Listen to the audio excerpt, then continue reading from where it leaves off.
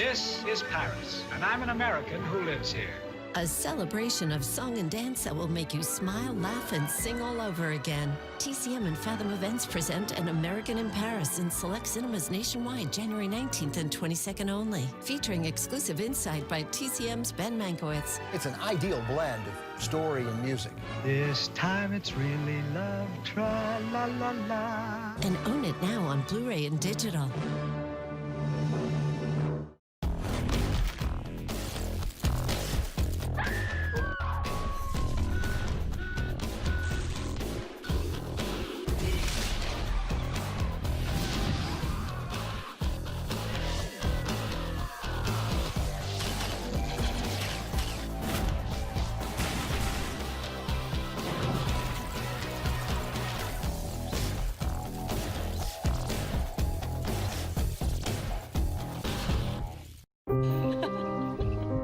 A spectacle.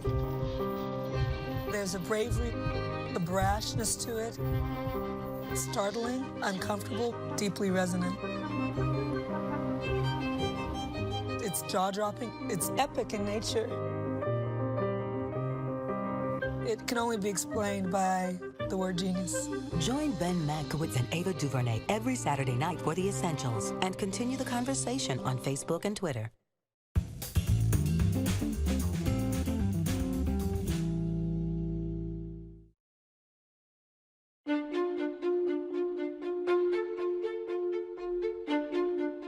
You know, it's strange because you're looking at it, you can't quite turn away, no matter how disgusted. You can't quite believe what you're seeing. I'm not about to deny anybody's pain upon seeing these images, because of course they're disturbing. Certainly, it's difficult to face things that are ugly in our history. But denial is worse.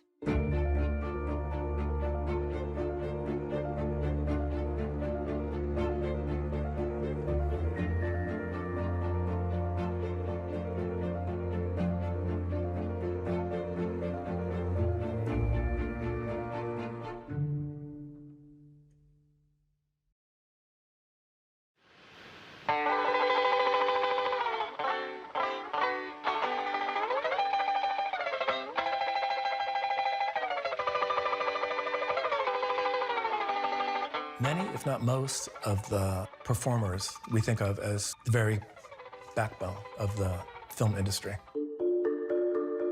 performed in blackface or approximate to it. I mean, you can see Bing Crosby in Holiday Inn. You can see Fred Astaire in Swing Time. There are all sorts, I mean, even poor little Shirley Temple. Who told you to put that black on? In just about every case, putting on the blackface becomes this way that white characters get to actually show their emotional selves. Characters bond, they get in touch with their feelings, and that's a fascinating dimension of what Black representation is doing there. You know, some people think that Hollywood created these stereotypes. Hollywood did not create them. Well, Hollywood has been a huge mechanism for perpetuating these kinds of performative traditions that date back to blackface minstrelsy. We can't say conclusively how it got started or when, but we do know a pivotal time. And this was in the 1830s. There was an entertainer, Thomas Rice, who did a song called Jump Jim Crow, in which he was doing a caricature of what he said was an authentic performance by a Black stableman. He had seen this guy who worked around the horses. and who did this dance, and he watched him and in essence sort of lifted it and then went in blackface, performed it very successfully, and it begins to spread, and eventually we get the minstrel troops. Minstrelsy was the primary mechanism for white people to see anything related to Black culture. And what the minstrel shows were doing was to take any fear a white audience may have had about African Americans, to take that fear out of it. That these childlike figures, they can't hurt you. They can't supervise themselves. They're in need of supervision. And so this power balance where whites are in control of these untutored figures, it's justified. It replicated what people romanticized about life in the antebellum South, because it was presenting a picture of slavery times in which slaves were happy, that they're dancing and singing and happy to be serving their masters, which is, of course, a grotesque misrepresentation of what the slave system actually was for not just the people who were enslaved, but the people who were the slave masters. What I think is sometimes harder to see is the ways in which blackface performance afforded a certain kind of curiosity and fascination with African American life. And so minstrel shows became an extremely popular American entertainment. In fact, people say that blackface minstrelsy is really the first American art form. And it produced a sense of the national culture, and the national culture as predominantly African American. The massive irony of all this is that fundamental African Americanness I am proud to present our star is being produced by white men in blackface. Hollywood certainly did not invent blackface. What the cinema does, though, is perpetuates and circulates these images far beyond what live theatrical performance could do. What changes Hollywood is that sound comes in 1927. And ironically, who brings it in? The minstrel man himself, Al Jolson, with a movie called The Jazz Singer. Wait a minute. You ain't heard nothing yet. Toot-toot-toot-tee, goodbye. Toot-toot-toot-tee, don't cry. Jolson was known for his incredibly gregarious, buoyant, sort of energetic performance style. So when you watch him in The Jazz Singer, just the way that he kind of dances around as he's singing, he really gives us a sense of what must have been so appealing to audiences about blackface minstrelsy. Don't cry, Tootie, don't cry. Goodbye, Tootie, I'm gonna bye.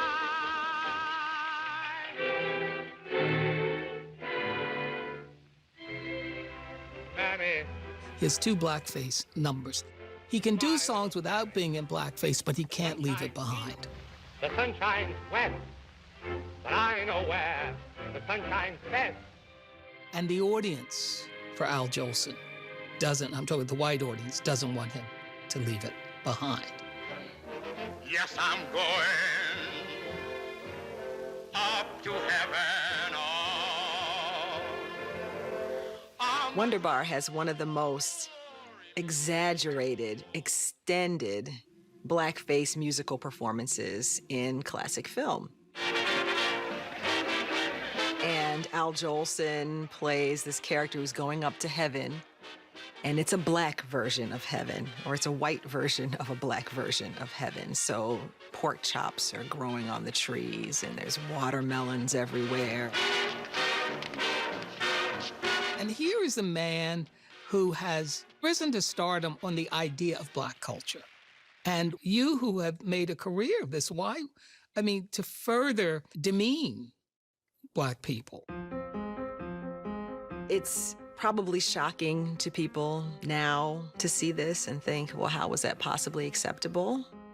But this kind of representation seemed perfectly fine to the powers that be because they maintain the status quo in terms of America's race relations. If there had been a questioning of the nostalgia that people had for the Old South, or if you have black characters who are asserting some kind of agency or even activism, God forbid, if you have characters, black and white characters, in some kind of intimate relationship, those were the kinds of things that were being censored at the time. And my feeling is that many of the people at that point working in movies were aware of blackface doing vaudeville. and may have had some kind of nostalgia for it or felt that it was entertainment value in it. So you get such strange things like Fred Astaire's celebration of Bill Bojangles Robinson in the movie Swing Time. Fred Astaire always talked about how important black tap dancers were to his development. And Bill Bojangles Robinson, he always said was one of his heroes. When we see Fred Astaire, he's got on the flashy jacket and so forth. And, you know, there's footage of Bojangles dancing where he's wearing a suit and tie, well tailored. I mean, it's a tribute, but it's also a way for Fred Astaire to demonstrate that he's taken the best from the best. He can profess all the love in the world for Bill Bojangles Robinson, but Astaire becomes a much bigger star than Bill Bojangles Robinson. And he has many more kinds of opportunities that are ever available to Robinson. I don't want to be unfair to Fred Astaire because I think he did appreciate Bojangles, but it still comes across in another way. Why did you have to choose these clothes? Why did you have to choose this particular style to salute him? And again, it's this minstrel thing.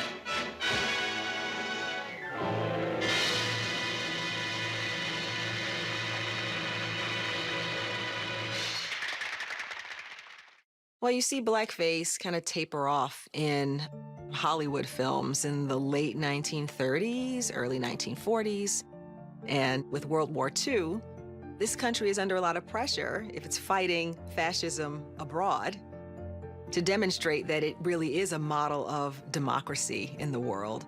And so the Negro problem becomes a very difficult problem for the United States to explain on an international stage. I suppose we still contend with it today because we live in a society structured in racial dominance that both loves cultural multiplicity and African-American art forms, but doesn't know how to handle them, doesn't know how to deal with them, and certainly doesn't respect them.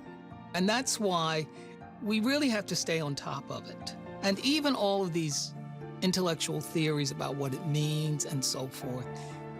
All right, but I also just say, you know, it's insulting. It's crucial to recognize the kinds of things that people like Richard Pryor or Dave Chappelle, we could even bring Tiffany Haddish into this conversation, the way that more contemporary Black artists have struggled with this shadow of blackface minstrelsy in an attempt to really recover some of the things that are so valuable and important and life-giving about Black humor, about Black musicality.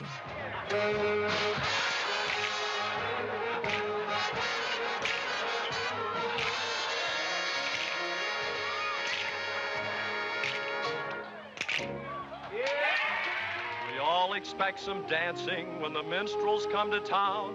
So now may I present to you Mr. Rufus Rastus Jefferson Davis Brown.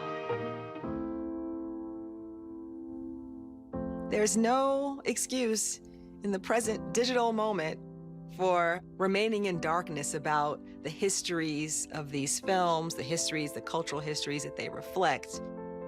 Showing the films does not mean that you're basically saying it's all right. You're just showing a film as it was and as problematic as it. You can have conversations with people about these things too, so that you don't just consume them in isolation, but instead become curious and really studious about understanding where they come from. I think that, you know, people, if they want to see these films, should have the opportunity. It is history. That's why we watch movies. You want to look hard at American life. That's what it is, and it's worth contending with.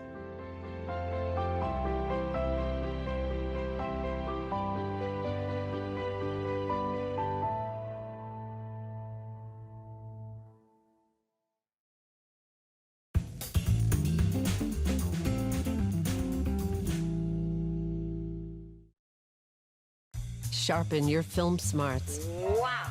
Explore the extensive TCM library. Find an eclectic collection of star biographies, film surveys, and viewing guides. curated by Turner Classic Movies. It's so exciting. Each book introduces readers to expert authors and historians who add unique depth and cultural context to motion picture history. But have you read it? Filled with rare images and untold stories by key actors and filmmakers, the TCM library is a must-have for movie lovers. Having fun, kids? Yeah, swell view from up here. Now available, TCM Cinematic Cities, New York, takes readers on a one-of-a-kind tour of the iconic sites of the Big Apple from the dawn of cinema to modern-day classics. I wanted to find locations from classic films that still are there, and there are so many. Find this title and more from the TCM library at shop.tcm.com and wherever books and ebooks are sold. You're in the hands of something bigger and more powerful than yourself. I mean, isn't everybody a part of everybody else? You're better than that. You're better than you know. Nothing like this has ever happened to me before. It's an adventure. It's exciting. For the first time in ages, I know what I'm doing. During the silent period, filmmakers were really pushing the boundaries of visual storytelling. It was forming public opinions about women's roles, about race, about class. There were black filmmakers, there were women directors. The first decades are revolutionary. The language of cinema is developing during this period. I'm Jacqueline Stewart. Join me for Silent Sunday Nights at midnight on TCM. Now at the TCM Shop, be sure to pick up your copy of the new TCM Shop 2020 Annual Print Catalog, featuring over 240 pages filled with deals on DVDs, TCM merchandise, redeemable monthly coupons, and messages from beloved TCM hosts. It's the inside scoop on what's hot at the TCM Shop. Discover an incredible selection of best-selling customer favorites like esteemed classics on DVD and Blu-ray. Widower Cary Grant and socialite Sophia Loren try to avoid rough waters in the comedy Houseboat. Loretta Young is set to take Washington by storm in The Farmer's Daughter. Then fall in love all over again with Humphrey Bogart and Ingrid Bergman in the beloved Casablanca. Also find limited edition TCM merchandise like the TCM travel bag. This vintage-inspired design is perfect for weekend getaways. And look good while traveling with the TCM air-tested t-shirt featuring archival TCM artwork. Plus find a wide assortment of more exciting items. Then dress to impress with the Forbidden Hollywood collection. From handbags to fedoras, it's a curated collection of apparel, accessories, and home decor inspired by the glamorous pre-code era in film history. So visit shop.tcm.com for the best in classics and check our website often for flash sales and exclusive offers. The TCM Shop. Bring home the classics.